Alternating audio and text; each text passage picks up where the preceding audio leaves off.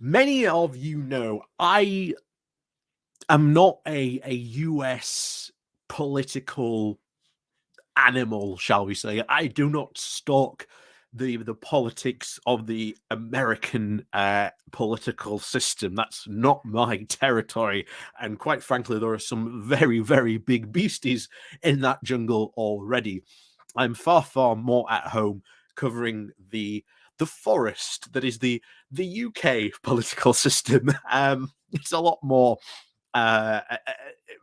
so say place for me in what I cover. I know sort of that territory far better what I cover. I know what I'm sort of more talking about. I know the systems that are in place. I know how parliaments essentially run.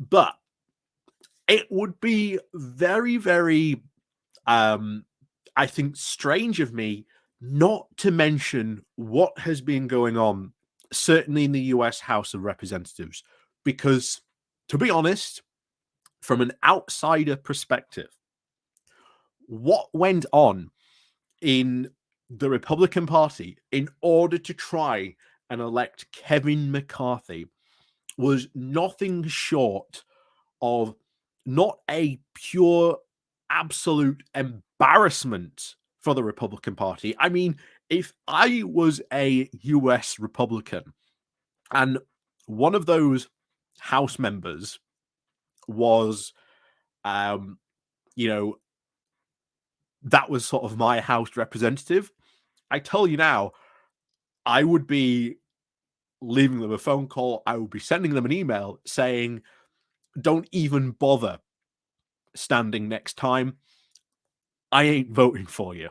Because quite frankly, that was sheer embarrassment. So before we get into more of this, yeah, please do remember to hit that like, share, and subscribe button. And of course, down below there are links to my Patreon page and a notification link called Buy Me Coffee, where you can buy me coffee. And as always, guys, there is the like, share, and subscribe button. And you can ring the bell as well, so you get notifications of when we go live and etc. Down below, there are links to my Patreon page, the one-off link called Buy Me Coffee, where you can buy me coffee, the YouTube thank you button, and of course, the link to join the Pony Club as well, the YouTube subscription, where you can also help support the channel. So, on with this.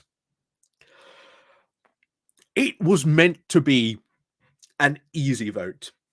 So easy that Kevin McCarthy had already moved his office supplies in boxes into his office, ready to unpack.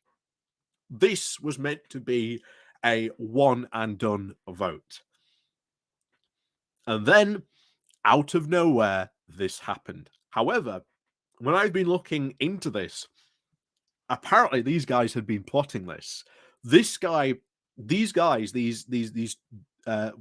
five infamous ones, these holdouts had been planning this purely because what was meant to be a red wave of we were meant to have all these big Republican wins for that House of Representatives. It was meant to be a big night, turned out into something more of what became known to be the Great Red Fizzle.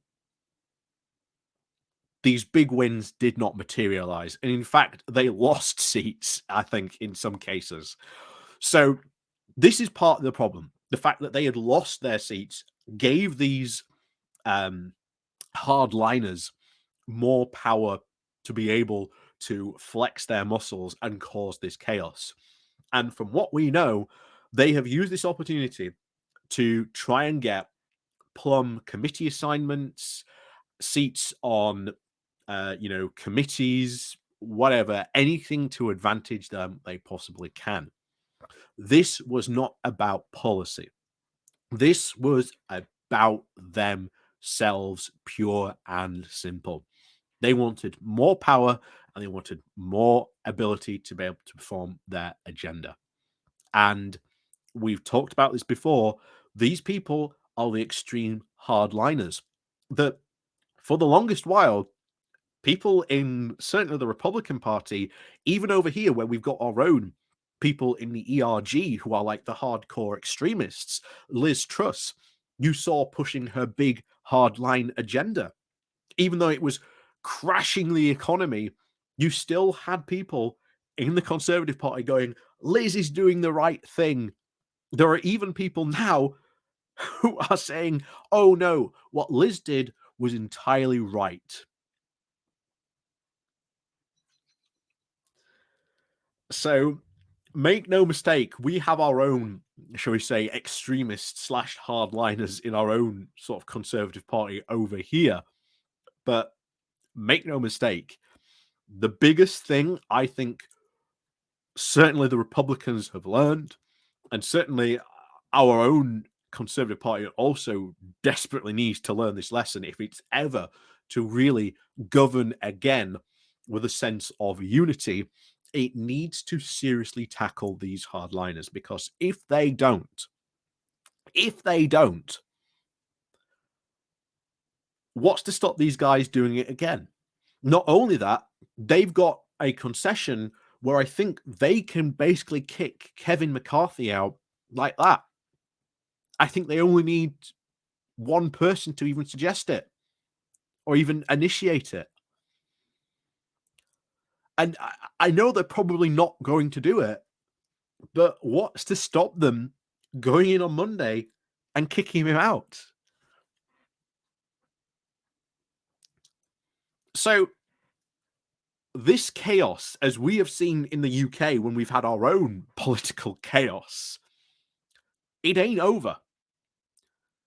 What you saw there play out is certainly, I think, the start of a Republican civil war. And it gets even more interesting because I think it was either the 14th or 15th vote. There was a member who wasn't part of these rebels. He came over, and you can see his the anger in his face. He goes over and he starts just doing like this to one of them, and then another Republican literally comes up behind him, puts his hand across his mouth, and then pulls him away. Now, why did that happen? I think they tried to stop this because I think that guy who was pulling him away knew this would start something even more. And to be honest, I think that's going to fester. It is very, very clear that the Republicans in the House are not united.